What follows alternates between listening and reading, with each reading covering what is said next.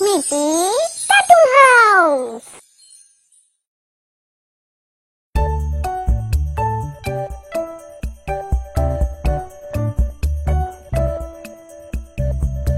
এর গল্পটি আমাদের পাঠিয়েছেন কলকাতার বেহালা চৌরাস্তা থেকে কুণাল মণ্ডল। স্মৃতি কার্টুন হাউস টিমের পক্ষ থেকে আপনাকে অসংখ্য ধন্যবাদ। প্রয়োজনে গল্পে কিছু ছোট পরিবর্তন করতে হয়েছে, তার জন্য আমরা ক্ষমা প্রার্থী।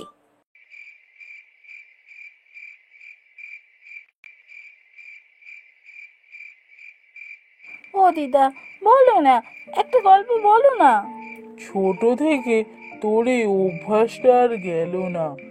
যখনই আসিস এই রাতের বেলা খাওয়ার পর ছাদে এসে তোকে গল্প শুনতে হবে। বলবোই তো, দাদুর জীবনে কত এক্সাইটিং গল্প আছে বলো তো। বলো না দিদা, আর একটা গল্প বলো না। শোন তবে, অনেকদিন আগের ঘটনা। তখন তোর দাদু বলতে গেলে একজন জোয়ান ছেলে। তখন মগরাহাটের জমিদার ছিল শশধর ভট্টাচার্য। সে ছিল বড় অত্যাচারী জমিদার। খাজনা আদায়ের নাম করে তিনি গরিব নিরীহ মানুষগুলোর কাছ থেকে সব জায়গা জমি কেড়ে নিতেন। ফলে তার জমিদারিতে অনেক গ্রামবাসী সর্বশান্ত হয়ে মারা গেছে। আর যারা জায়গা জমি দিতে চাইতো না, তাদের ওপর নির্মম অত্যাচার করত। তাই এই জমিদার শশধর ভট্টাচার্যকে গ্রামের কেউ পছন্দ করত না। তাই এই জমিদার শশধর ভট্টাচার্য এক শীতের রাতে মারা গেল। মারা যেতে তো গ্রামবাসী যেন হাঁপ ছেড়ে বাঁচল।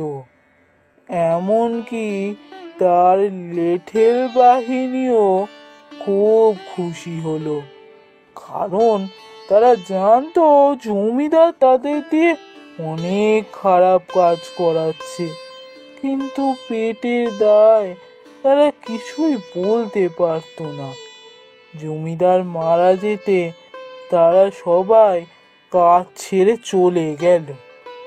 এদিকে জমিদার গিন্নি পড়ল মহা বিপদে। তার স্বামীর মৃতদেহ সৎকারে লোক পাওয়া যাচ্ছে না। তাদের একমাত্র ছেলে হলধর থাকে বিলেতে। ওখানে পড়াশোনা করে ওখানেই এক মেয়েকে বিয়ে করে আর আসেনি দেশে। আর তাছাড়াও বিলেত থেকে তো আর কেউ সঙ্গে সঙ্গে ফিরতে পারে না যে সে এসে বাবার মুখাগ্নি করবে। তো জমিদার গিন্নি পড়লো মহা বিপদে। বাধ্য হয়ে শেষ পর্যন্ত সে গেল ওই গ্রামের বৈতরণী সমিতির মাতা জগৎখুড়োর কাছে।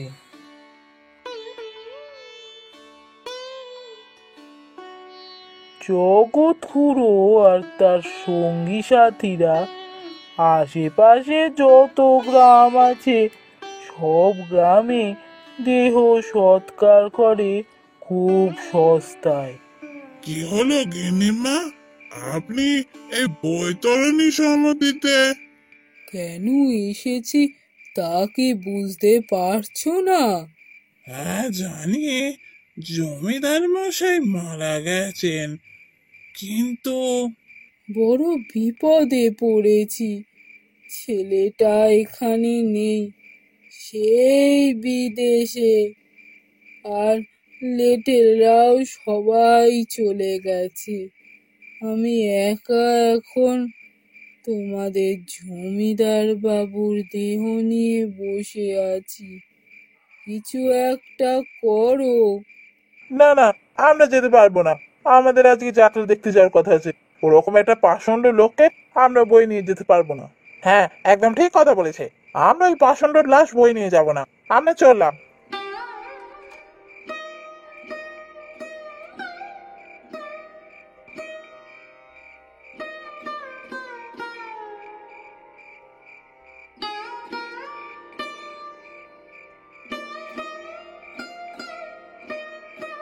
এবার কি হবে? আপনি কিছু একটা ব্যবস্থা করুন। এত রাতে আমি এখন কোথায় যাব? গিন্নিমা, আপনি এত চিন্তা করবেন না। আপনি এক কাজ করুন, আপনি বাড়ি ফিরে যান। আমি দেখছি এখানে কি ব্যবস্থা করতে পারি। আমি খুব শিগগিরই আপনার বাড়ি যাচ্ছি। জমিদার বাবুর দেহ ঠিক সৎকার হবে, আপনি চিন্তা করবেন না। আপনি বাড়ি ফিরে যান। জমিদার গিন্নি তো বাড়ি ফিরে গেলেন। জগৎ খুড়ো শেষ পর্যন্ত শরণাপন্ন হলো তোর দাদুর।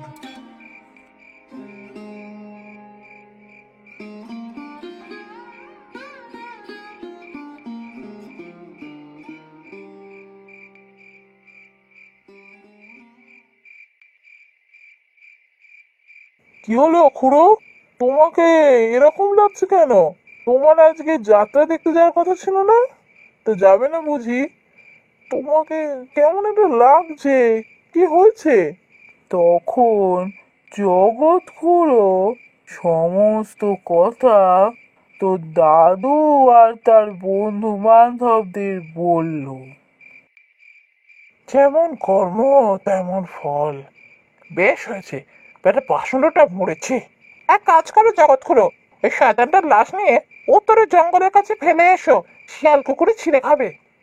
আমি জানি শশধর ভট্টাচ লোকটা একটা আস্ত নরপিশাচ ছিল। কত অসহায় লোকের ক্ষতি করেছেন তিনি, আজ তার ফল পেয়েছে। হার্ট ফেল করে মরেছে, তার দেহ সৎকার করারও লোক নেই। কিন্তু তাই বলে কি আমরা নিজেদের দিক থেকে একটু মানবিকতা দেখাবো না? তার দেহটা যদি আমরা সৎকার না করি, তাহলে তো আমাদের গ্রামেরও অকল্যাণ হবে। সেটা তো ঠিক নয়। পুরো আজ নিরুপায় হয়ে আমাদের কাছে সাহায্যের জন্য এসেছেন, না গেলে সেটা অন্যায় হবে। আমাদের যাওয়া উচিত। তোর দাদুর কথা বন্ধুরা ফেলতে পারলো না, তাই সবাই রাজি হয়ে গেল। খুড়ো মনে মনে যেন ভরসা পেল।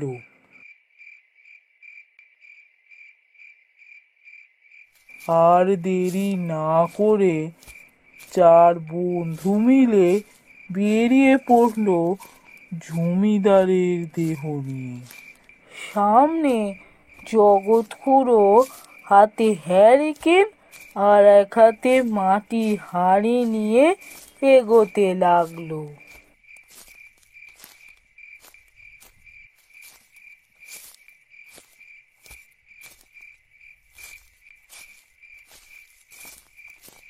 দেখো ভূষণ, আমি ভাবছি আমাদের গ্রামে তো কোনো শ্মশান নেই, ওই খালের ধারেই সবাই দেহ সৎকার করে। কিন্তু ইনি গ্রামের জমিদার বলে কথা, এনাকে কি ওখানে নিয়ে যাওয়া ঠিক হবে? তার থেকে চলো মাইল তিনেক দূরে নিশুতিপুরে শ্মশান আছে, ওখানেই নিয়ে যাই। সেদিন ছিল শীতের রাত, তার ওপর অমাবস্যা। কারোর পছন্দ না হলেও খুড়োর কথায় আর না করতে পারলো না। সবাই চললো নিশুতিপুরের দিকে। সেদিন সেই অমাবস্যার শীতের রাতে তোর দাদুর বন্ধুদের খুব ভয় করতে লাগলো। গা যেন ছমছম করছে। তবে তোর দাদু তো একটু চিরকালই ডাকা বুকো, ওর কোনো ভয় করেনি।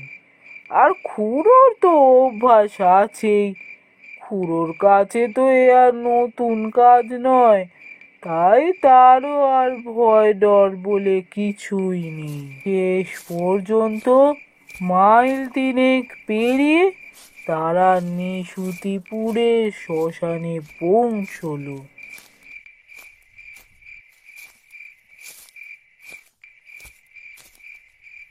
হ্যাঁ হ্যাঁ, না এ এ এ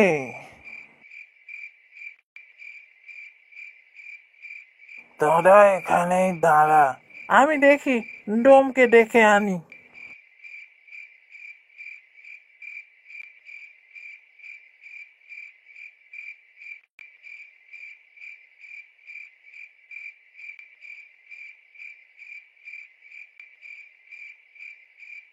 এই যে শুনছো, ও ভাই শুনছো, আরে ওঠো না, আমরা এসেছি।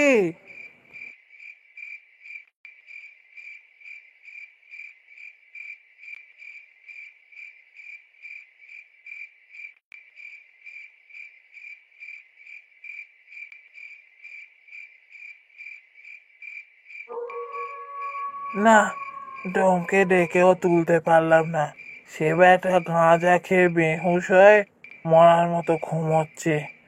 ওকে হাত ডেকে কাজ নেই, তার চেয়ে চলো আমরা এই কাজ শুরু করি। ভূষণ, তোমরা চারজন এক কাজ করো, পাশের জঙ্গল থেকে কটা কাঠ নিয়ে এসো, কাঠ লাগবে তো। আর আমি এক কাজ করি, আমি এখানে মরা ছুঁয়ে বসে থাকি। খোড়ো, তোমার একা একা এখানে থাকতে ভয় লাগবে না? আরে ছোকরার দল, তোরা কি জানিস আমি ক হাজার মরা পড়িয়েছি, আমার আবার ভয় লাগবে কি রে? আর এটা শ্মশান ভূমি, এখানে যে কত কি হয় সাধারণ মানুষের বুদ্ধির বাইরে। আমাকে তো মরা ছুঁয়ে থাকতেই হবে। তোরা আর রাত করিস না, যা যা তাড়াতাড়ি যা। ঠিক আছে খুড়ো, তুমি আমাদের জন্য এখানেই অপেক্ষা করো, আমরা চললাম। তোর দাদুরা তখন ওই ডোমের কুড়ুল নিয়ে জঙ্গলের দিকে গেল।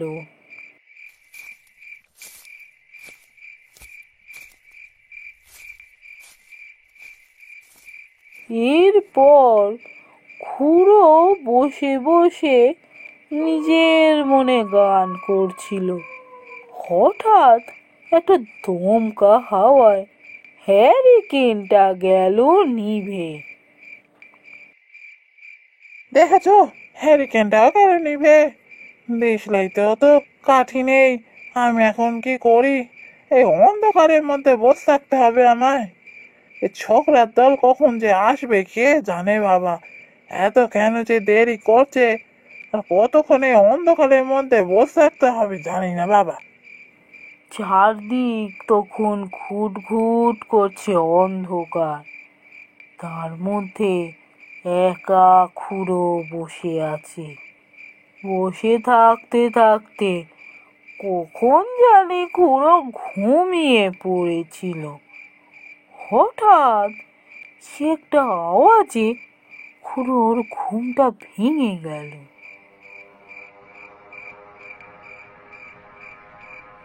চোখ খুলে খুড়ো যা দেখলো তাতে তার রক্ত হিম হয়ে গেল। খুড়ো দেখলো গাছের উপর একটা কঙ্কাল বসে আছে, আর তার পায়ের উপর রয়েছে শশুধর বটচাচির দেহ। আর সেই কঙ্কাল শশুধর বটচাচির দেহ ছিঁড়ে ছিঁড়ে খাচ্ছে। এইসব দেখে খুড়োর সাহস গেল শেষ হয়ে। ভয় তখন টক টক করে কাঁপছে খুড়ো। কাঁপতে কাঁপতে খুড়ো গেল অজ্ঞান হয়ে।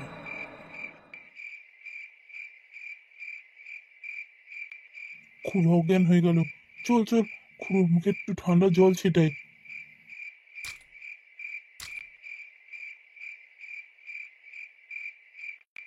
কে? তোরা? ও, ভূত, ভূত, ভূত! রাম রাম রাম রাম রাম রাম রাম রাম রাম রাম।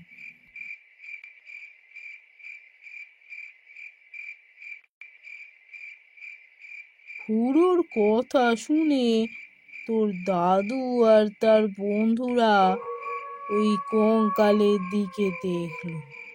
তখনও কঙ্কালের একই অবস্থা।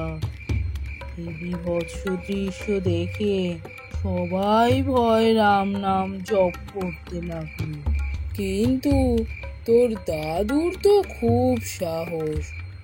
এর আগে সে অনেকবারই ভূত প্রেত দেখেছে, তাদের শায়েস্তাও করেছে, তাই তোর দাদু ভয় পেল না। ওদিকে ডোমেরও ঘুম গেল ভেঙে। চোখ খুলে চোখের সামনে এমন ভয়ঙ্কর দৃশ্য দেখে তার গাঁজার নেশাও ছুটে গেল। সেও ভয় তরতর করে কাঁপতে শুরু করলো। তোর দাদু যেই ওই গাছের দিকে এগিয়েছে, সঙ্গে সঙ্গে তুমি কি পাগল হলে ভূষণ? ওদিকে কেন যাচ্ছ?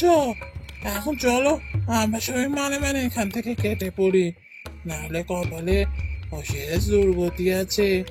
আর তাছাড়াও তোমার কিছু একটা হয়ে গেলে তোমার জিন্নিকে কি করে আমি মুখ দেখাবো বলো তো? ও কঙ্কাল শশধরকে নিয়ে যা করছে করুক, যা। চলো আমরা এখান থেকে পালাই। হয় না খুড়ো, জমিদার শশধর ভট্টার যতই খারাপ লোক হোক না কেন, মৃত্যুর পর তার দেহ সৎকার না করলে ঘোর অমঙ্গল হবে। আমাদের গ্রামের জন্য এটা একেবারে ঠিক নয়। হয়তো প্রেত হয়ে আমাদের গ্রামবাসীদের জীবন দুর্বিষহ করে তুলবে। তো ওই কঙ্কালের হাত থেকে ওই দেহ উদ্ধার করা খুব দরকার। এরপর তোর দাদু মন্তব্যুত কোদালের বার দিয়ে ওই গাছের চারদিকে গন্ডি কেটে দিল। তারপর বি করে কিসব মন্ত্র জপ করলো, আর সঙ্গে সঙ্গে কঙ্কালটা অসুধরের দেহটা মাটিতে ছুঁড়ে ফেলে দিল।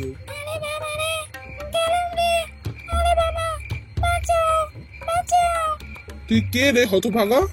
আমি তোর জম ভূষণ, তোদের সব কটাকে আজ আমি মারবো। তবে রে হতচ্ছাড়া, দাঁড়া দেখাচ্ছি মজা। তখন তোর দাদু মন্তব্যুত সর্ষে গাছে ছুঁড়ে মারলো।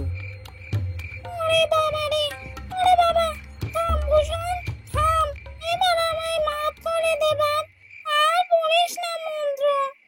তাহলে বল তুই কে, তোর পরিচয় কি? আমি হলাম রতন বাগদি, তোদের মন্ত্র হাত করে আমি থাকতাম। আমার বাড়িতে বউ আর ছেলে রয়েছে। ওই শয়তান শ্বশুর ভট্টাচ আমার পৈতৃক ভিটে আর 2 বিঘা জমিটা কিনতে চেয়েছিল, তাও আবার খুব কম দামে। আমি ওই জমিটা বেচিনি। তাই একদিন রাতের অন্ধকারে এই সমসুন্দর আর নেটের বাহিনী আমাকে এই নিশুতি বনে শ্মশানে এনে খুন করে। আর তারপর থেকে আমি গাছে ঠাঁই নিয়েছি। এই পাষণ্ডটার জন্য আজ আমার বউ ছেলে নিজের ভিটে মাকে হারিয়ে পদে পদে ভিক্ষা করে বেড়ায়। ওই শয়তান আমি উৎকার হতে দেব না। ওকে এক্ষুনি এই নিশুতিপুরের শ্মশান ছেড়ে দূরে কোথাও চলে যেতে হবে, না হলে আমি তোকে ছাড়বো না। ওই সংসারের পুরো বংশকে যতদিন না আমি নির্বংশ করে দিচ্ছি, ততদিন আমি কোথাও যাব না। ভূষণ, কিছু একটা কর বাবা, এ না হলে আমাদের পুরো গ্রামকে শ্মশান বানিয়ে দেবে। তুই কিছু একটা কর। হ্যাঁ, কিছু তো একটা করতেই হবে। রতন ব্যক্তি শুধু শুধু ভূত হয়ে কষ্ট পাচ্ছে, ওকে আজ আমায় মুক্তি দিতেই হবে। শোন রতন, তোর সাথে যা হয়েছিল তা খুব খারাপ। তার জন্য দায়ী ছিল একমাত্র শশধর ভট্টাচার্য, কিন্তু আজ তো সে মৃত। তাই তাকে ছেড়ে তার পরিবারের লোকজনকে সাজা দিলে তা হবে অত্যন্ত অন্যায়। আমি তোকে কথা দিচ্ছি, তোর বউ আর ছেলেকে আর পথে পথে ভিক্ষা করতে হবে না। ওরা আবার নিজেদের বাড়ি ফিরে পাবে, সে ব্যবস্থা আমরা করব।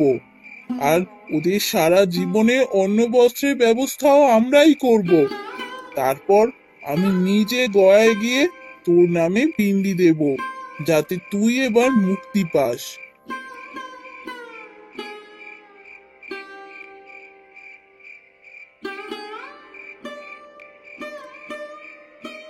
কিরে রতন, এবার বল তুই কি ঠিক করলি, কি করবি? ঠিক আছে, আমি চলে যাচ্ছি। আমি এখান থেকে অনেক দূরে চলে যাব, কিন্তু আমার বউ ছেলের কোনো অনিষ্ট হলে তাদের সকলকে আমি জ্যান্ত চিবিয়ে খাবো। তুই এক্ষুনি এখান থেকে চলে যা, আর যাওয়ার সময় এই গাছের একটা ডাল ভেঙে ফেলে দিয়ে যা।